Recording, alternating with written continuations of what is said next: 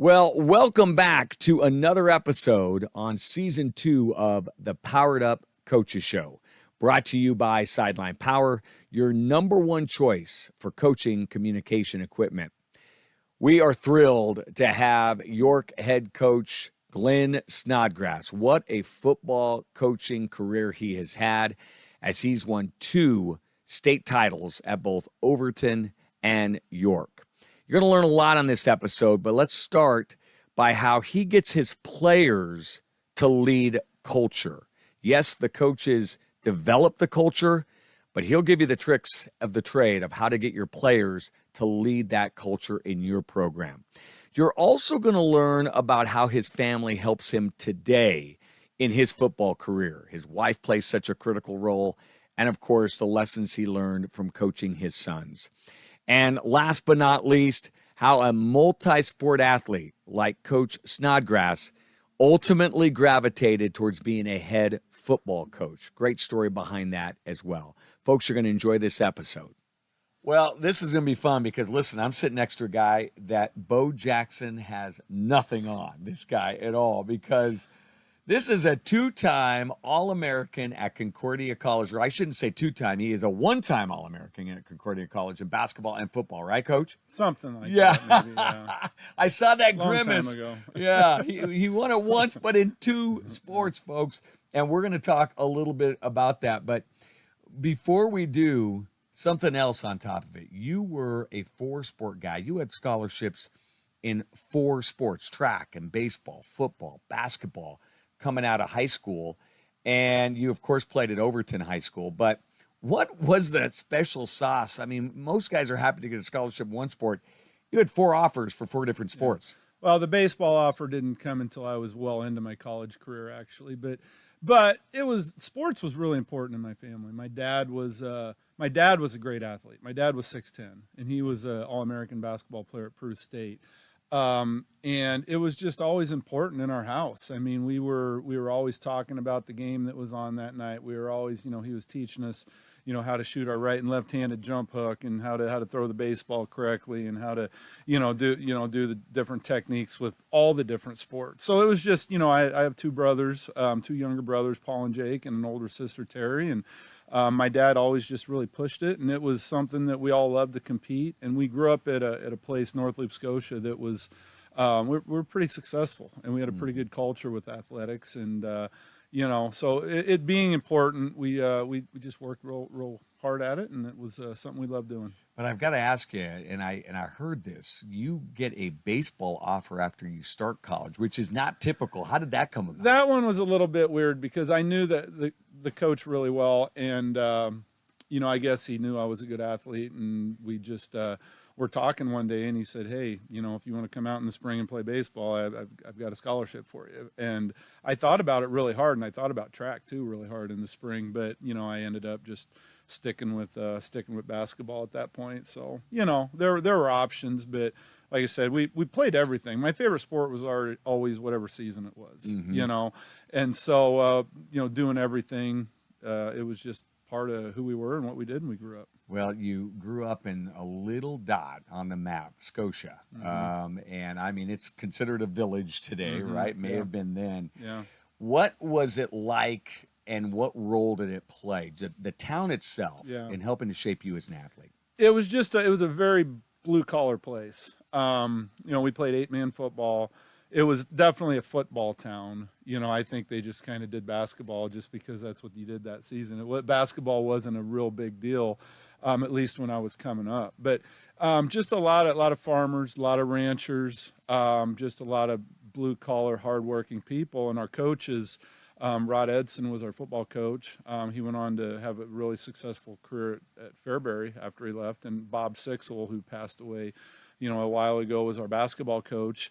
And those guys just really encouraged just the a great culture. I mean, they taught us how to be tough. They taught us how to be winners. They taught us how to work. No excuses. You do the work. If you want something great, you do the work to get to accomplish whatever goals you have. And it was just a great combination. We had a ton of really good athletes that happened to come through that place at the same time. I mean, at all the Division II schools and even some of the Division I schools, you had kids from North Loop Scotia playing multiple sports. And so, we won a championship. And it was just, it really kind of developed who I am and, a lot of my coaching philosophy, just that toughness and that blue collar attitude that we had back then. Yeah. How does a coach instill toughness? I mean, and by the way, you've talked a lot about your former coaches playing such a huge role in mentoring you, but how do they do that? Well, I think you hear a lot that the teams will take kind of the mentality of their coaches, and I would absolutely say that was true with my experience as an athlete in high school and in college. I'll mention Coach Edson a lot. He was tough. I mean, it's no two ways about it. I mean, you went out there and you worked hard, or you weren't going to be on that field, and it showed in the way we played. And I think the same way as I am as a coach, the kids are going to kind of mirror what you do, and they're going to live up. If you have those high expectations, those kids are going to tend to rise up and meet those expectations. So I think it comes from the leader. It obviously comes from the players, but and the leaders within the player groups. But if the coach has that expectation, and if he holds the athletes to that expectation, they're generally going to kind of rise up to that. And so, yeah, I think it is up to the coach to raise a tough team, but it also sometimes, you're going to have teams with kids that are generally more tough one year compared to the other. But overall, as a culture, I think if that's what a coach really wants, I think he or she can kind of set that mentality. So when you think of toughness as well, I mean, obviously your father played a big role in mentoring you as well. I know he was a coach. Yep. And I'm curious what he instilled in you. When you look back at it, what are some things that you look back at and you say, this came from my dad? Well, so my dad was a coach for only about 5 or 6 years at Greeley Sacred Heart. And then basically he became a cowboy. I mean, he broke horses for a living, which is one of the toughest things that there is out there, No because doubt. if you know anything about that, it's not an easy job at all. It's a very dangerous job. People would bring their horses into our place, and my dad would spend a week or two with the horses and kind of teach them how to be ridden and how to wear a saddle. And so then we would go out and we'd take our horses, we'd round up cattle, and we'd brand and vaccinate and kind of work those cattle.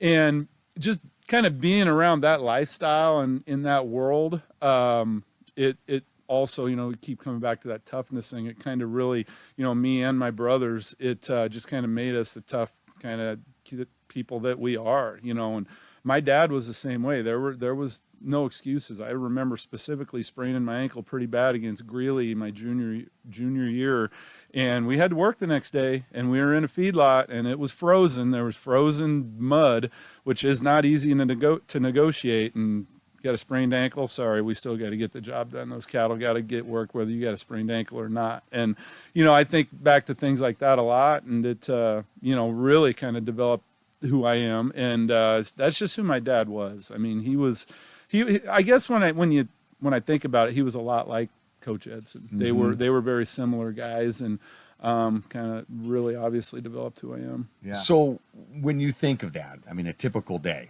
your dad's out breaking horses. The work was not easy. Yeah. It's not just the toughness, but I think one of the things that we lose when we lose ag communities and small town communities is that work ethic as well. It's frozen. You're on hard land. You've got to go out with a sprained ankle and work.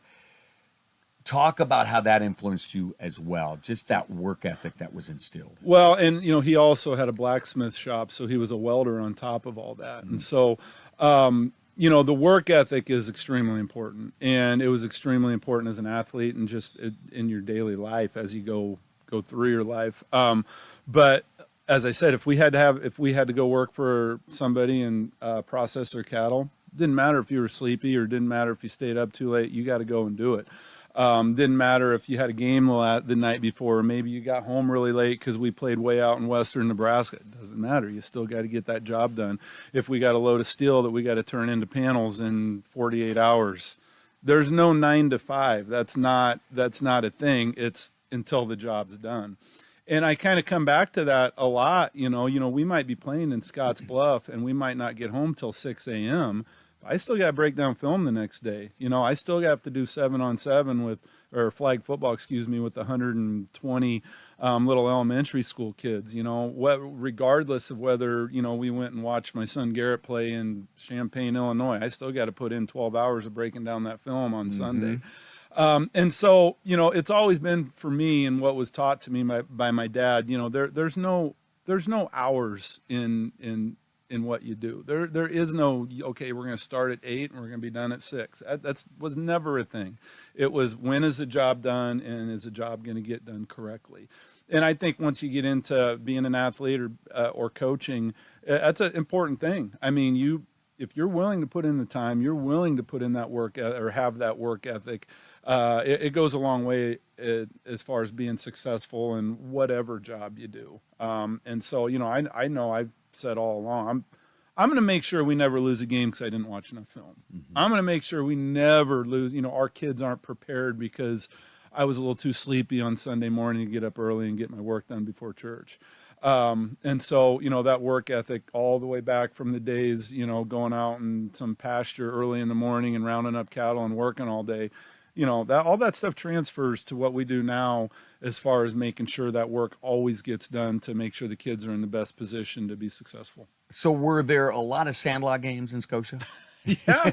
Because you had some great athletes around you as well. I did. I have 2 brothers too. My brother Paul is only about a year and a half younger than me, and Jake, who was my assistant coach for a while, is about 3 or 4 years younger than me. But yeah, we played a lot of baseball. We would line up get about 4 or 5 kids on each team and have some pretty brutal tackle football contests in our backyard. And we didn't very often sit inside and play video games, or a little 5-on-5 pickup, or we'd take the shovels out down to the park and scoop the snow off the basketball court and get a basketball game going down there. And that was what we did growing up. I mean, that was our fun. It wasn't necessary. We did play video games occasionally, but we were generally out playing ball one way or the other. Yeah, so how did things get settled back in those days? I mean, if there was an argument, were they settled by fists? Were they settled by arguments? How did they get settled? Well, if it was me and my brothers, sometimes it was fists that settled them, but it was all good when it was done. But no, it was competition though. I mean, we were always keeping score, and we were always trying to figure out who was gonna come out on top. So, but when it was all done, we were all still buddies. Yeah. I asked that because, on a serious note, with so much parental involvement today, and so, with video games and not getting out and playing those pickup games, I sometimes wonder, if kids just don't know how to settle things, right? We had to learn back in those days when we didn't have as many opportunities today as to get distracted. Well, it's really interesting because, that the group in York in 2017, 18, 19, where we were super successful, we won a basketball title, a football title, and we could have very easily won another football title. Those guys in my son's class, they if it was a Saturday evening, you were much more likely to find them out on the basketball court playing pickup, or just doing something outside competing.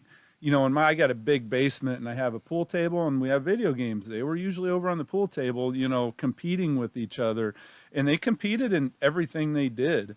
And they won state titles. I mean, they were really good athletes, but boy, they were competitors. And so a lot of times it just comes out in who the kids are, right. And if they're naturally want to go out and compete like that, they do it. And those kids did, and they won championships, but yeah, you're right. It is important, to teach those kids to go out there and compete. And I believe in keeping score. We do that a lot in our practice, and there's going to be a winner and there's going to be a loser. And you have to deal with losing sometimes because those things are going to happen in your entire life. The kids that can't handle adversity, they struggle in their lives, after high school. So learning to deal with adversity is a very important skill that those kids do need to learn, and sports is one of the best teachers of that. Without a doubt. Well, you talk about competitiveness. North Loop, Scotia, where you grew up, you had some incredible rivals, and Ansley was one of them, even though you didn't play him a lot, but you played him in a critical game in 1993. Yeah. Comes down to a goal line stand, 1 yard line, you shut him down, you end up winning that semifinal, go on to win the championship the next week. But walk me through the intensity of that rivalry. What did that feel like? Well, against Ansley? Yeah, sorry, I cut you off. That was a incredible rivalry in the the 80s and maybe very early 90s. But when we never played Ansley until my senior year. But I grew up hearing about those games. I grew up hearing about all those guys that played and battled against each other, and it was a big deal, North Loop, Scotia, and Ansley. And so we finally get them in the state semifinals my senior year. And being in the state semifinals was a major deal because North Loop, Scotia had never been there up to that point.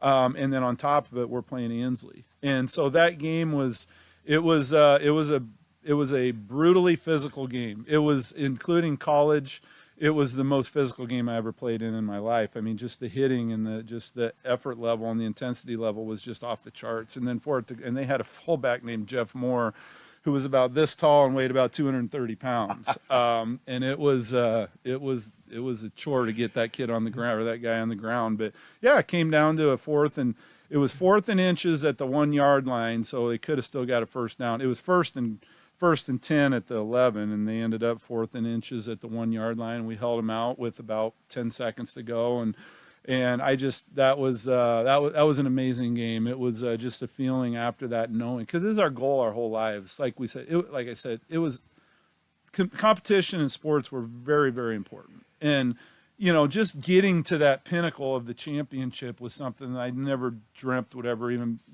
we hoped it would be possible, but we knew it would be difficult. And at that moment, to beat the longtime and, the big dogs, Ansley, who had won state titles, and to do it in that manner and to know we were going to play for a state championship, it was incredible. And all of us guys in that team were such close friends, and to know we were going to the finals together was amazing. And it's still an amazing memory today. And sometimes my wife makes fun of me because we talk about that a little bit still, but I don't care. I'll be talking about it till I die. Yes, yeah, absolutely. So I'm curious what the Snodgrass home was like. I was talking to a coach the other day who said they turned their living room into a football field. And thankfully his mother said it was okay.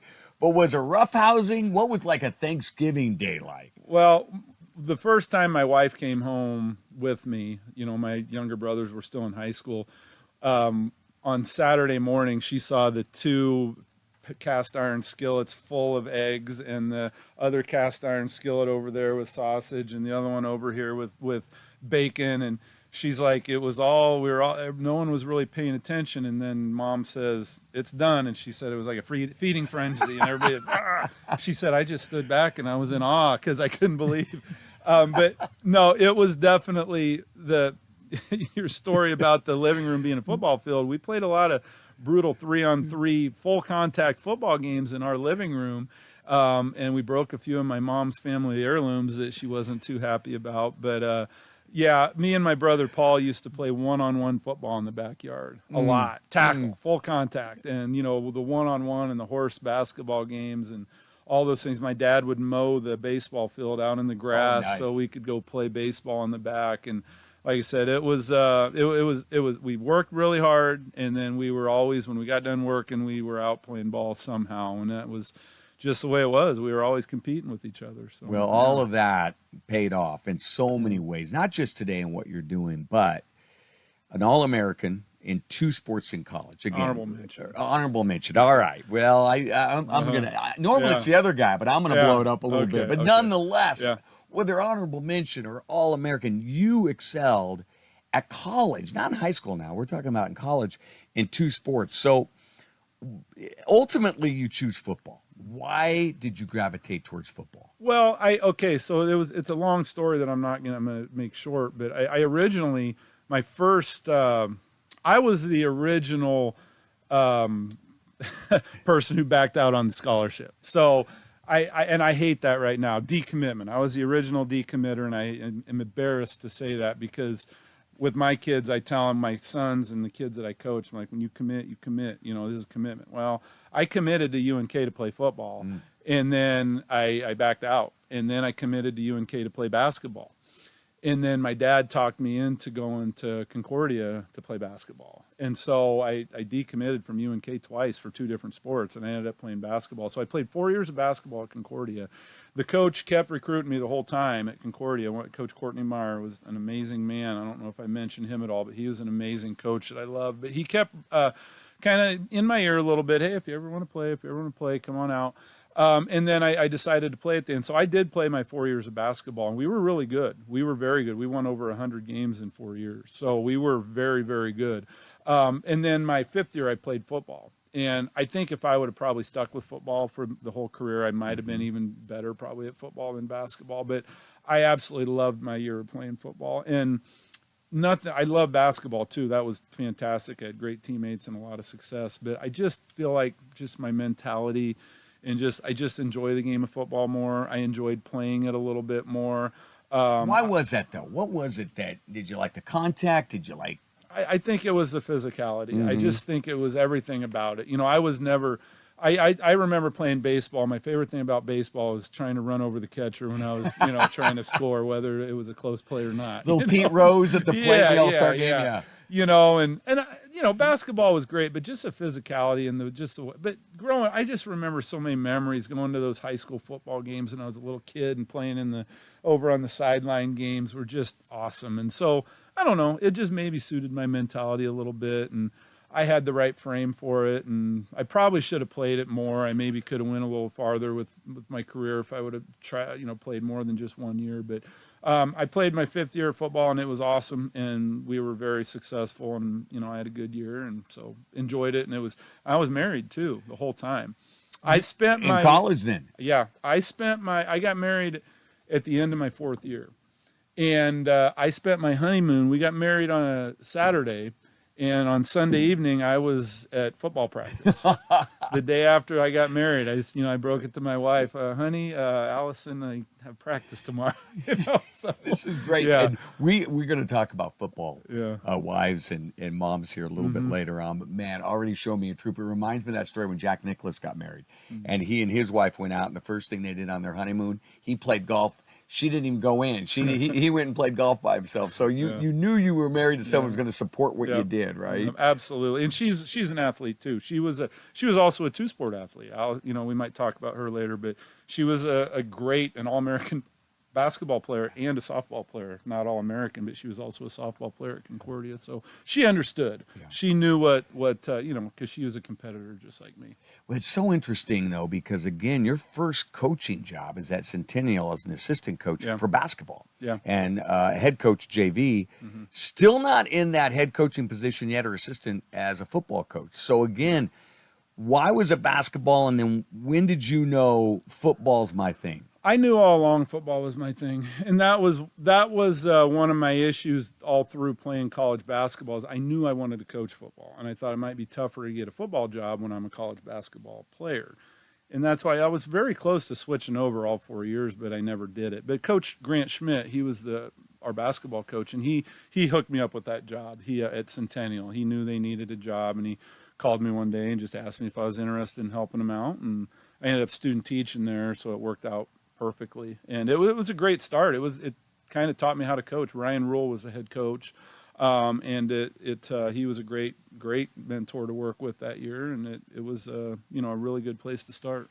So how did Overton come up? You're looking at, obviously you played 8-man, but this is your first opportunity to be a head coach. Yeah. And you go to Overton. Walk us through how that all transpired. Yeah, I almost took a job in the corporate. I did take a job in the corporate world. One of my friends offered me a job being an administrator for custodial staffs at rest homes in Lincoln, and it paid pretty well, and I took it. And so I had already been offered a few small high school jobs, and I had an interview at Overton the next day, and I called the superintendent and I said, I already took a job doing this other thing, and he said, just come anyway. I go, I already took the job. And he goes, just come anyway. Just come anyway. And so I said, well, I'm going to be late. He goes, I don't care. Just come anyway. So I went down to Overton, and they did the interview, and they gave me the whole spiel, and I didn't know anything. Well, we played Overton when I was in high school, so I knew a little bit about them, but not much. And I think the bottom line is they offered me the job on the spot. And I went home and talked to my wife about it, and I thought, I don't know if I want to go on and without sports. I wasn't good enough to be a professional athlete, and so I still wanted to compete though. And so I thought, and they offered me the head coach right out of the gate, which looking back was kind of crazy. But, I told my wife and we talked it over, and I thought, I think I need to stick in the coaching. I don't know if I'd be happy in the corporate world. So we decided to go with Overton, and I was thrown right into the deep end. I was head coach right out of the gate. So, yeah. Do you recommend that? Young coach out there thinking about it, do you want 3, 5, 6 years as an assistant, or do you say, hey, something like what you did, you'd recommend? It forced me to prepare hard. It forced me to, but I made a lot of mistakes early on. I didn't know what I was doing in year 1 or 2 or 3, but my career's been good, but as I look back, I kind of wish I would have had a mentor for a couple of years. Like I would have been an assistant coach to a high level coach for a few years. I kind of wish I would have done that. But no, I was head guy right out of the gate, and I was mentoring other people when I just was, in college 3 months ago. And so, no, I probably would not recommend doing it that way. I would recommend finding a good mentor and learning the ropes, and then you go out on your own after that. Well, this began what has really been kind of a turnaround artist, if you will. If you look at your coaching history, Overton had not had a lot of success prior to you going there. 93 wins, 74% winning percentage, 2 runner-up finishes, 1 state championship at Overton. But when you look back, knowing that they had not had a lot of playoff success, a lot of postseason success, what was the one thing you focused in on to begin the turnaround? There was some success at Overton for sure, but I think in '94 they were in the finals, and I have to say that because I'm sure my buddies from Overton might watch this, and they would hammer me if I didn't mention that. So, but my biggest thing there, similar to York, was it had to start in the weight room. It had to start in the weight room, and I think they were okay in the weight room at Overton, but we were going to be much better than okay. We were going to make it a priority, and we were going to push it very, very hard. And it was going to become just a big part of who we are, and like I said earlier, if you want to be successful, if you want to have good things, you got to earn it. And by working incredibly hard and starting in the weight room. So yeah, what is it? And I interrupted you this time, okay. But tell me what it is about the weight room. Look, I know you got to get bigger, you got to get faster, you got to get stronger. But is there a mentality shift that happens in the weight room on top of all of that? Absolutely a mentality shift. I mean, shared suffering. I mean, a group of 30 guys in there, or 30 girls or whatever in that room, sweating and working and, just getting after it together. And you do that all summer long, and you're in there every day. And like this morning, we had 45 kids in there at 6 a.m., just grinding together. You do that all summer long, and it kind of cements that bond a little bit. And it's a lot more difficult to quit on your teammates when you've spent all that time together, working. It's a lot harder to not get it done in overtime or on 4th down when, you and your teammates have been working incredibly hard in the weight room all summer long, not just in the weight room, but, practice and everything. But the weight room, to me, it's a great measure of what kind of kids and what kind of athletes you're going to have out there on the field. And yeah, you can measure the speed and the strength and all those things, but you can also measure who can I count on in overtime? Who can I count on when things are getting tough? We just do a couple interceptions. Who are the kids that are going to be able to be resilient and go and get things turned around? And you see a lot of those things in the weight room. So I don't pick my depth chart by the weight room by any means, but I get a lot of it because I see them all in the weight room. I'm a weight room teacher right now, and it definitely makes a difference when I pick my depth chart. Well, you head on to York after that great run at Overton, and Coach, they'd only had, I believe, 1 playoff appearance in 13 years prior to you showing up, and then all of a sudden, and on top of that, they were, I believe, in the midst of a 20-game losing streak, correct? Something like that, yeah. So, again, what were you thinking about? Were you real intentional as far as identifying this is what we've got to focus on to be successful? Was there some sort of, you go in, you go through a process to say, here's what's lacking, or did you just bring what you knew to the table? It was scary. It was. I mean, because I think, both of my sons had great classes. We could have stayed at Overton and they could have been really successful all the way through.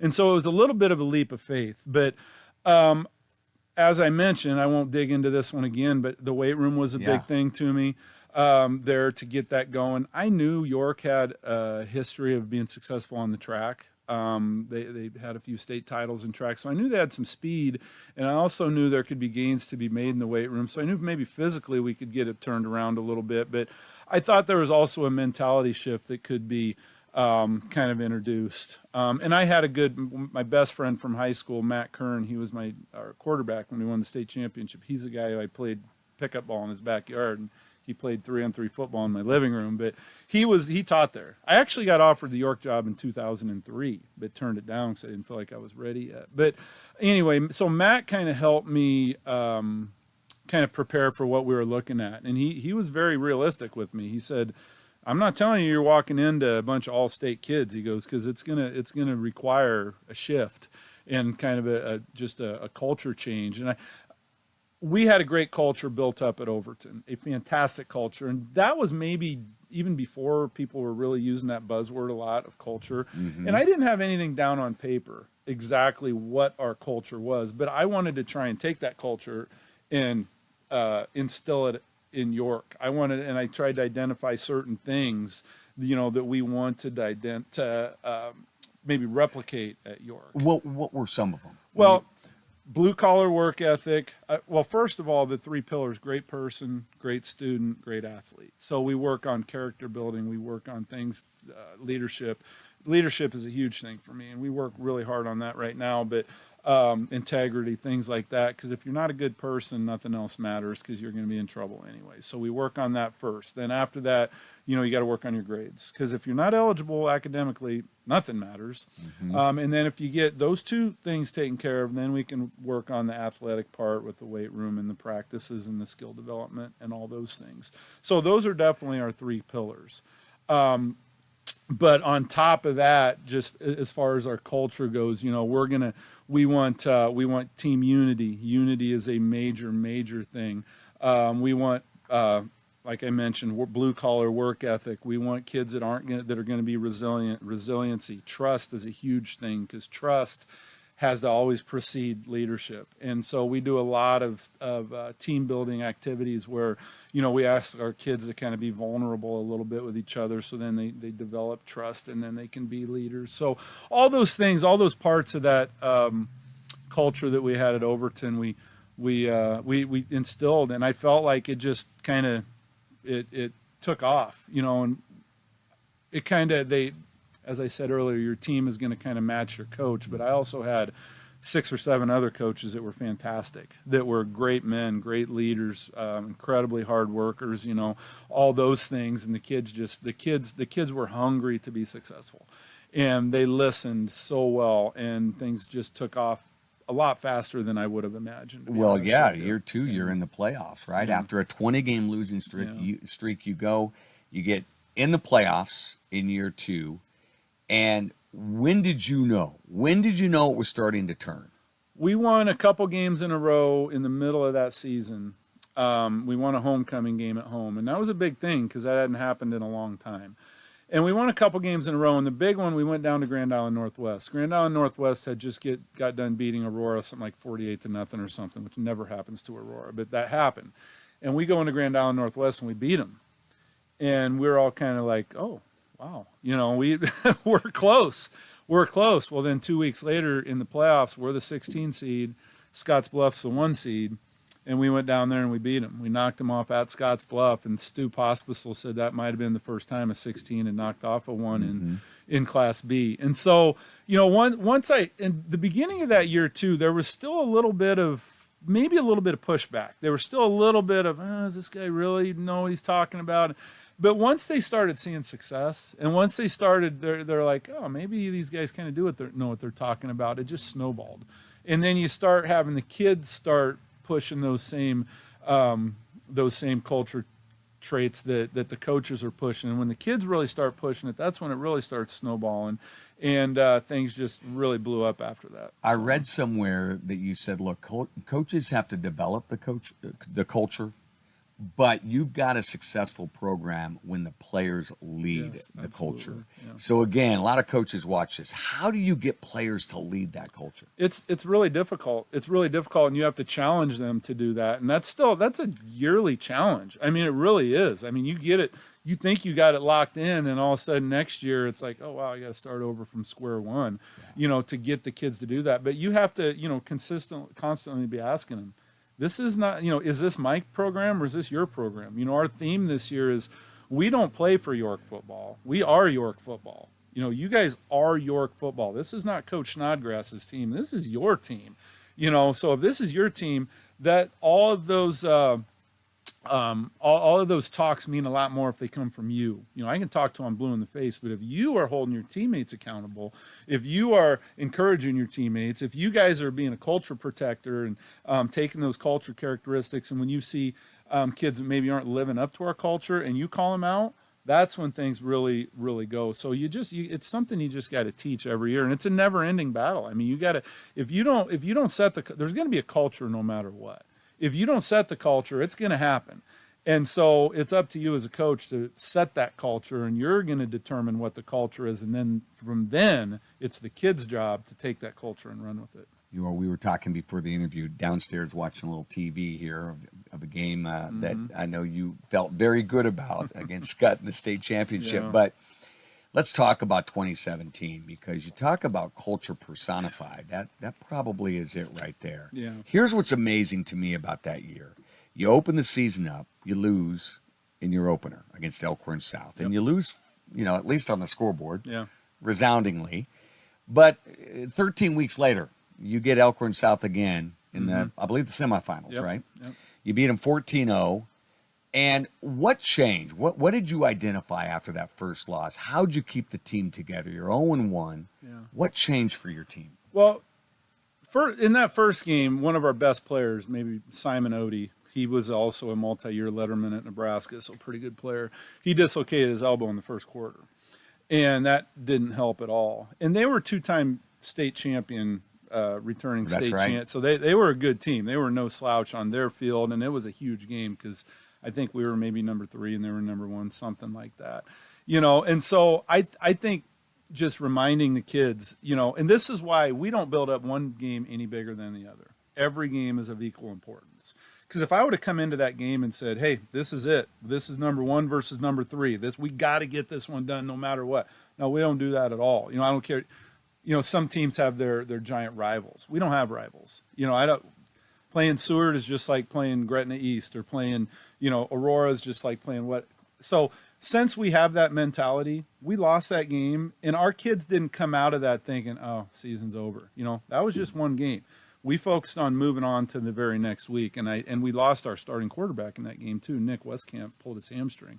So we had Lexington at home the next week, and we just reassured him, and reminded him, we got a good team. And that also was the best team in the state. Those guys are they're the ultimate right now in Class B. So it's up to us. We're going to get them back. We're going to get I shouldn't say get them back. We're going to have another chance to play those guys. So where are we going to be at the end of the season? I'm not worried about week 1. I'm worried about where we're going to be at the end of the season. And things just kind of snowballed. I mean, we had a few games that were games where we were just probably more talented than our opponents, and we just kind of snowballed. We beat a really good McCook team, and man, when we got to Elkhorn South in the semifinals, our kids were excited because we talked about that after week 1. We lost that game. I go, there's a very good chance we're going to get these guys again. And I think in the back of their mind somewhere, they were kind of thinking Elkhorn South all the way. Mm-hmm. And boy, that was an incredible game. I mean, we ended up winning 12 or 14 to nothing. 14-0, yeah. 14-0. And it was really, really cold, really cold. And man, it was just an incredible feeling. And that was the second time we got York to the state championship game. But to come back, and after losing 48-14 or whatever it was, and then kind of avenge that and get it done, it was an incredible feeling. And we felt pretty good about the finals too, because with all the film we watched, Elkhorn South, we thought, was probably the best team in the state. And we just knocked them off. So we thought we had a pretty decent chance with whoever we ended up with in the finals. Yeah, and boy, you did. Well, what I love about you and respect about you, and you and I going back and forth here before the interview, you're at the pinnacle of your career. You win the state championship. 2018 is another great year, and in 2020, a lot of things go wrong. Right, Yeah. COVID came along. Unfortunately, you were hit with it as well, and it was not the year that you had anticipated. Yep. And what I respect about you is you said, look, we had to rethink a lot of things about what we were doing. So what did you do, and what did you redefine in your program after that year? Well, we sat down, we just evaluated everything. I mean, it was a hard season on me because I'd been coaching 17 or 18 years at that point, and it had been pretty much sunshine and rainbows most of the time. Of course. And then we only won 3 games that year, and COVID was brutal, and it was just something that I was not used to dealing with, and none of our coaches really were. And so we just wanted to make sure that we weren't just doing what we're doing because it's easy, because it's what we did last year, and it's because it's what we always do. If you get into that mentality of just doing what you always do, and we were kind of doing that. Our offense was probably getting a little stale. There were other teams that probably had a pretty good idea what we were doing. There was a lot of years they could know that, and it didn't matter. We'd still move the ball anyway, but maybe we weren't quite as talented on top of that. And so we just wanted to evaluate everything from our offense to how we practiced to how we did our summer. We kind of changed our summer schedule up a little bit, moved things to July more so we could maybe retain a little bit more of that stuff. We changed up our our speed training a little bit in the summer, and we changed up our offense. We didn't even know what a zone running game was, and that's when we kind of started installing a zone running game. And we're probably more like 70% zone running game and 30% gap scheme run now. So we've kind of changed a lot of things, and it was scary. It was hard when you I wouldn't say it was wholesale changes, but still, when you've done it a certain way for a long time. And I talked to some coaches, and they looked at me and they said, "Hey, coach, if it ain't broke, don't fix it." But I still felt like it was something where we needed to make some adjustments, and they've worked really well. 3, 4, 5, whatever it's been, 4 or 5 years later, we're running that same offense, and we're doing that same different summer training schedule, and they were nothing but good changes, and they were needed. Well, back to the playoffs you've been, without a doubt. I know this year's going to be exciting as well, but you talk about exciting. You had a chance in 2017, 2018, obviously. Few years in to coach your boys, Garrett and Dalton.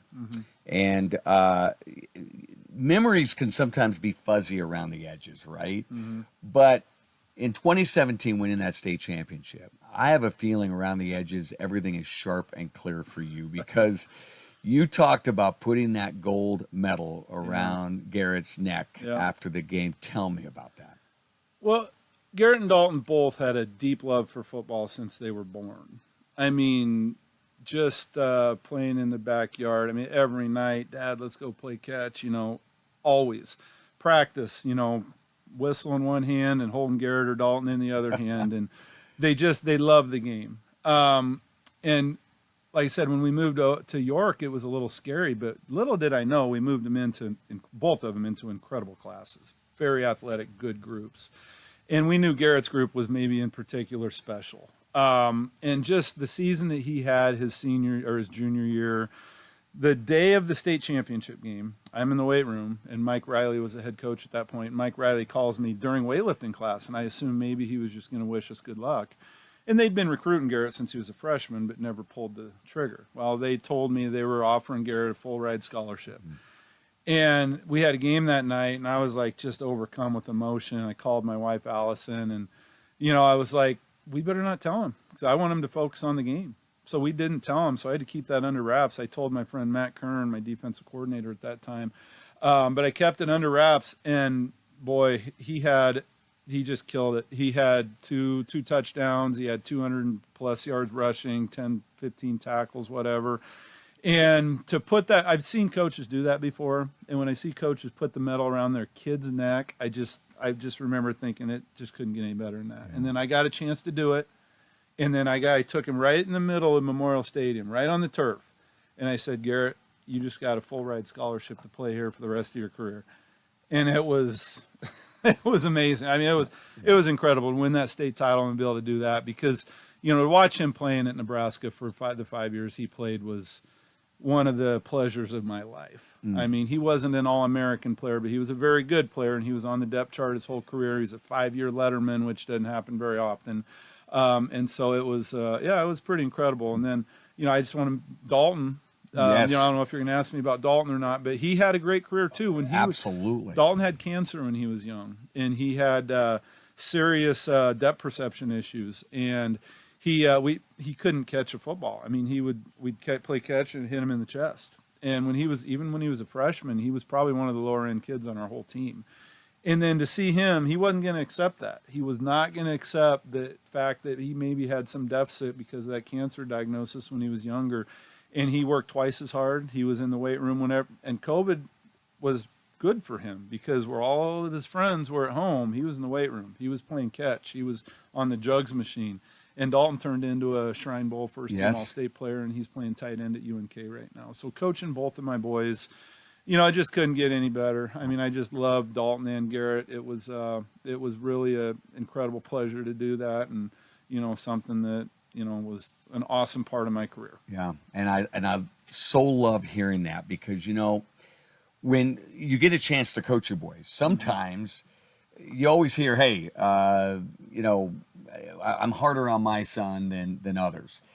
But I remember one time hearing from someone, "Shame on you because that's not fair to your kid." Yeah. Where did you fall on that spectrum? I was 100% that way. I was way harder on my kids than I was anybody else, and I knew.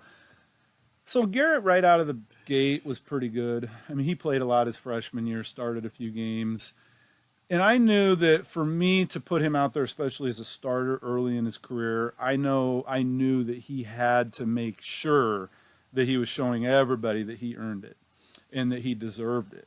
And it was funny, his junior year, I actually had some people that were upset with me after week 2, "Oh, you're just trying to get your son a scholarship." And I said, Garrett's out there because he's averaging 9.6 yards per carry, and he's completing 70% of his passes. That's why he's out there on the field. And so it might not be fair to them, and to be honest with you, I probably cost both of them some carries and maybe some minutes just because of that. But I wanted to make sure that they earned it, and everybody knew that they were they were getting what they deserved. They were never going to be put out there just because they were their father's son.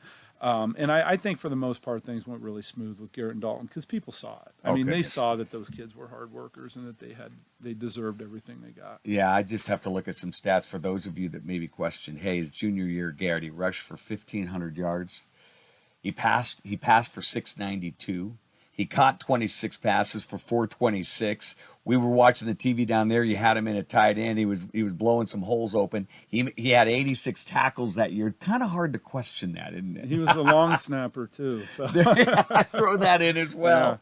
Let's talk about some lessons here that you can give other coaches. I wonder when you're in the midst of a season, and you get so focused on watching film and preparing and the process, right, that you're going through. How do you make sure that you don't lose sight of those intangibles, culture and your vision and your integrity? How do you make sure that that is also at the forefront? Well, there's multiple things. We have what's called our cultural blueprint. And in our blueprint, we've got all the things that are really important to us on the left. And because of those things that are really important to us on the left, like unity, for example, we have the actions, the things that we're actually going to do based on those core things that we have over there on the left. So what things are we going to actually do? So if unity is important, what are we going to do to show that? Well, we're going to do all kinds of team building activities, whatever. And then after those actions that we're actually going to do, what outcomes are we going to see from it? So we have every key point of our culture is a bullet. And then based on every one of those bullet points, it's a key part of our culture. There's multiple things we're going to do to make sure we're saying that that's important. And then based on those things that we're going to do, what are the outcomes that are going to happen because of that? And so that cultural blueprint keeps us on the same, it keeps the culture consistent year in and year out. And I think it really helps smooth out the rough edges. Because even the tough years like 2020, we were very close in all those games. We never got blown out. And I think a lot of it was because of that culture. And we are very serious about, we schedule all of our cultural activities and our leadership building and our character building into the weekly weekly schedule. So we're going to do every Monday morning, we're going to have a theme. And Monday morning at 7 a.m., we do a lesson on our theme. And then every week we have a quote that has something to do with our theme, and we discuss it every day. So all those things, and then we have an important part early in the year called our Unity Banquet, where we get together and we're vulnerable with each other, and we talk about some of those important parts of our culture and what is York football. You know, you are York football. What is that? What's it mean to be a York football player? And so we are really serious about sometimes you hear coaches talk about those things. Character is important, integrity is important, and then they don't do much about it. We are consistent about doing it every week, every day, all year round, no matter what. And we are sure that we are molding the culture that we want, and then, like we mentioned earlier, then the kids take it and run with it. You guys work at it without a doubt. What has football given you that really you've gotten from nothing else? There's just a love of the game, but I love the game and I love competing, but I think being able to be there and help develop kids, I think, and just going back to that part about the character building and the leadership, you know, when I hear from kids that I coached in 2002 or 1999, and I see that they've got kids that are now good athletes, or I see that, you know, maybe this kid was pretty rough and he had a hard time, and then maybe because of some of the things we taught him, it's helped them in some small way to become successful, or to be a great dad, or to be a great husband. And when they reach out to me and they talk to me about those things, they say, "Hey, Coach, I remember that quote we talked about in 2004. You know, I still think about that." That part is really, really rewarding, and I absolutely love that part of it. When you just see those kids grow up and have. And that, you know, you're going to have those kids like I mentioned Simon Odie earlier.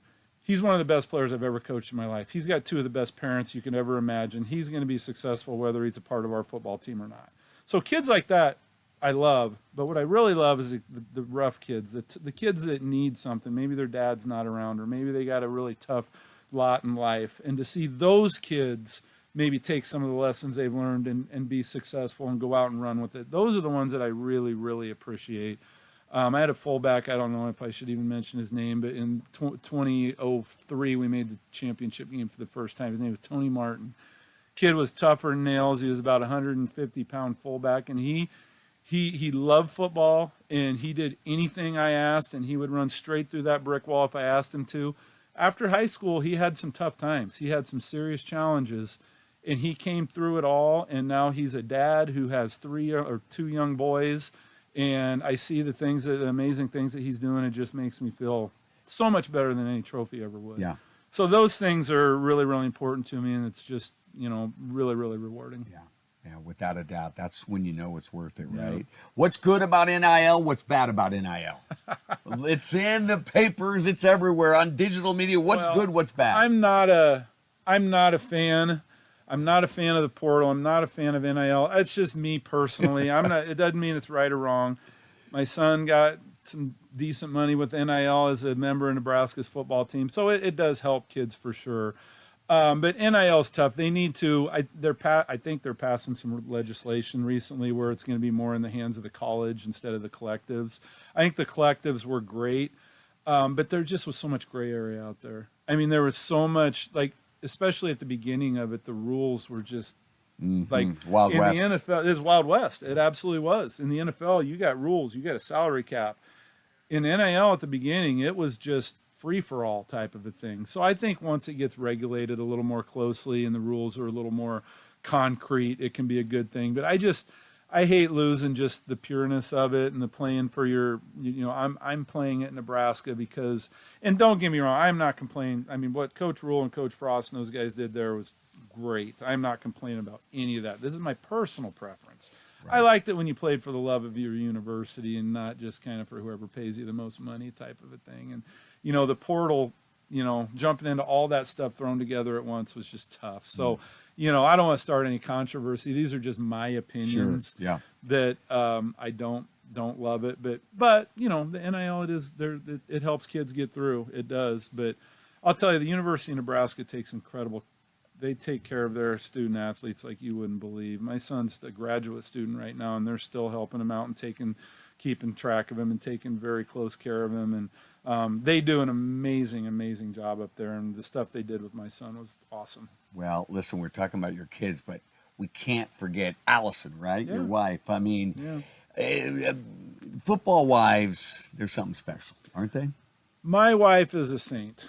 I mean, every Sunday night, every Sunday afternoon, you can find her in the kitchen cooking up vats of soup for, my 10 coaches that are going to be in our basement all evening. She cooks for us every week. She puts up with me being gone and the crazy hours. And I'll be honest with you, I'll tell you what she's doing right now. She's cutting out laminating and cutting out our wrist coaches for 7-on-7 tomorrow.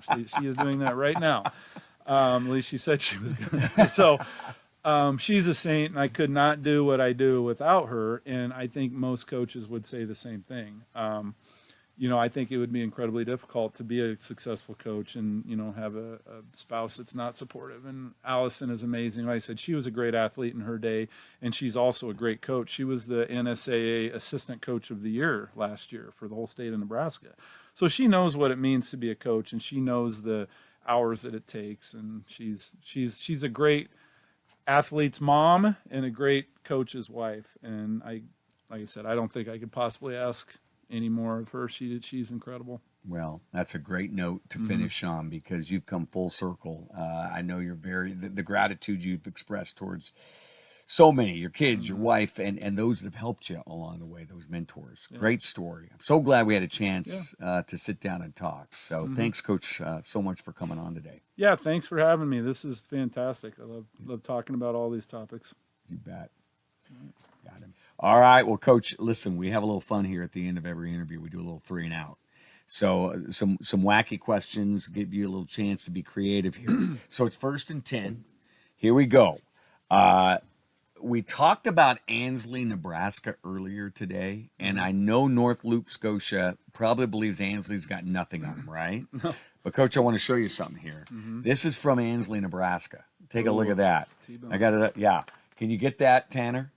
This comes from a ranch from Ansley, Nebraska. Now, listen, I don't know if you're going to find a better T-bone than that. You got it? You got it, T-Man? All right. Tanner's got it. So here's my question. That came from Ansley, but let's talk steak. Are we talking T-bone or ribeye? T-bone 100%. The T-bone that comes off that my wife makes and that I grill or she grills is the best that I've ever had. I've had expensive steaks all over the country, really expensive ones, but the one that comes off of my grill is the best. So what does she do? How does she cook this thing? Does she have a special seasoning or what? We marinate it. There's a place in Bertrand, Nebraska called Hole in One Seasoning. Or Hole in One Farms, and they have a rub and they have a marinade, and yeah, she cooks it up just right, marinades it, and fantastic. I actually tweeted about it about 3 or 4 years ago, and it blew up. I mean, there were like a lot of people were asking me about it, and it was pretty cool. So yeah, the steaks that we eat in my kitchen are the best I've ever had. All right, Hole in One, you're going to get another big boost here all of a sudden. So let's go. We're 2nd down and 4. You had a good gain here, Coach. Since you and your buddies, who won that state title in, 1993, right? Yep. You guys have started a tradition years ago. You and 4 other guys go to an NFL game every year. By the way, what are their names? We got to throw them out. Oh, well, we got Matt Kern, who's one of my assistant coaches here. York, Tony Boyce, Luke the Timberwolf Wolf, and Turbo Jeremy Shoemaker. Oh, we got Turbo in there. I like it. So you guys have been to a ton of NFL games, 6 stadiums, right? We only have 6 stadiums left. Yeah.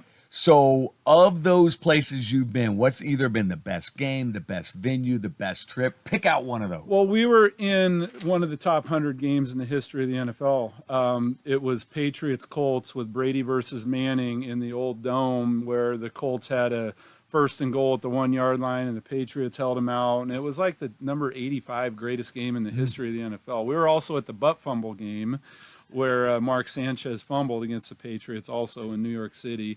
I can't stand the Packers. I'm a big Bears fan, but Bears-Packers in Lambeau in the snow was pretty cool. Oh, so that's a classic. Yeah, that's a throwback. Yeah, that's football right there. Yeah. All right, here we go. 3rd down and 1. So, again, Bears fan. You're also a big Husker fan. We know that. So what run was better? the Tommy Frazier 96 run in the Fiesta Bowl for the 95 championship, or any, and I mean any, Walter Payton run. Which one are you picking? That's pretty tough. Walter Payton had a long highlight reel of incredible runs, but I couldn't pick one, to be honest. I would say my 3 favorite runs I've ever seen in my life.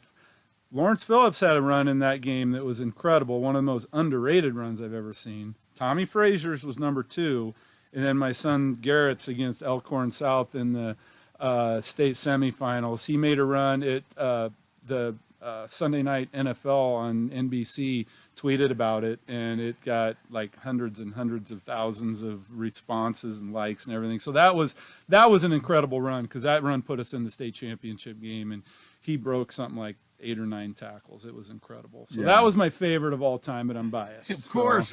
I went down today. We have the game on, as we mentioned earlier in the broadcast, and I saw number 34. It's like, for some reason, I can remember that number. And I don't remember a lot of high school numbers. I wore number 34. Garrett wore number 34. In Garrett's 5th year at Nebraska, he was able to switch to 34. And Dalton wore 34, and that was all because of Walter Payton. I'm a Bears fan, and I love Walter Payton. All the things we talked about, grittiness and toughness, that was him. And so my boys love it too. And so we've all been number 34 because of Walter Payton. Nice. Yep.